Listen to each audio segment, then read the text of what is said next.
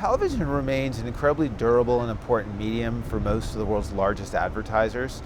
It's still the dominant medium on most media plans, but that doesn't mean that it necessarily keeps growing. You can still have a ridiculous amount of importance attached to a medium, and you can also have decline at the same time. And so we are forecasting underlying decline, in other words, television excluding political advertising, of around 2% in 2020. Now, to be clear, nationally oriented television, which includes broadcast and cable, is probably closer to flat, and the local TV media owners are probably worse off.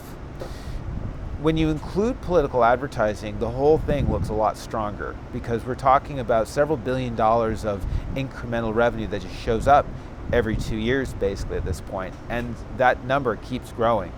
So the total realized growth rate is probably closer to positive than negative going forward because of political.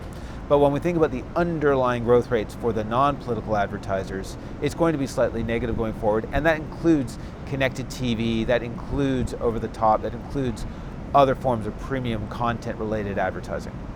So Brian, we always hear about the golden age of television, and of course, but there's a lot of changes. Why is this, what attributes this softness in advertising? Yeah, well, first of all, we have to separate content and the ideas, what consumers are willing to pay for, and what advertisers are willing to sponsor. If we look at content and what's being created, there is a very competitive environment out there for eyeballs. And you could argue that this all goes back to maybe it was HBO with some of their programming, maybe it was FX with some of their programming, maybe it was AMC, but whatever that underlying cause, individual networks realized that they could see meaningful commercial advantage by investing heavily in what we can now call premium content. And I think we're only going to see more, not less, of premium content, which is to say it's a golden age from a content production perspective that will continue to stay golden. From a consumer pay perspective, we have to remember that consumers pay for content in a lot of different ways. But one less appreciated way is that they buy their video services often in bundles with other things.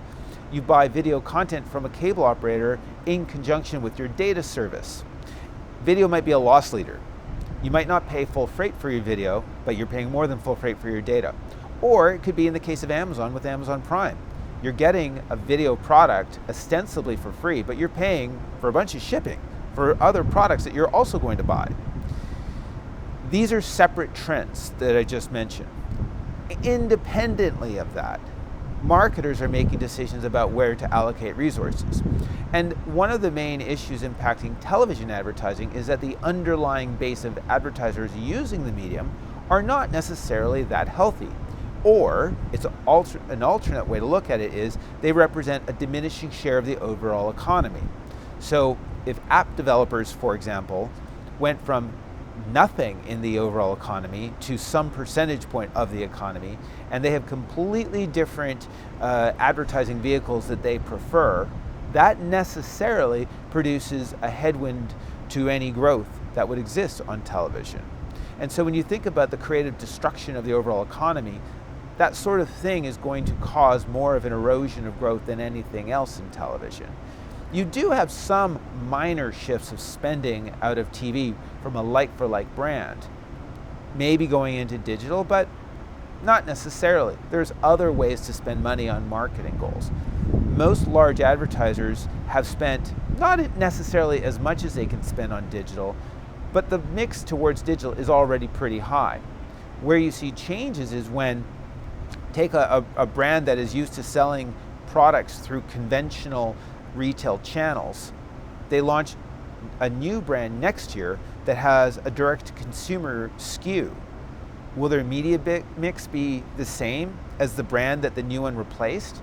Probably not. That doesn't mean television is not a part of the mix for that new brand, but it might be less important relative to something like search or digital or something else. And so when we think of that creative destruction that goes on in the economy, unfortunately for television, it does cause some of these negative trends we're talking about.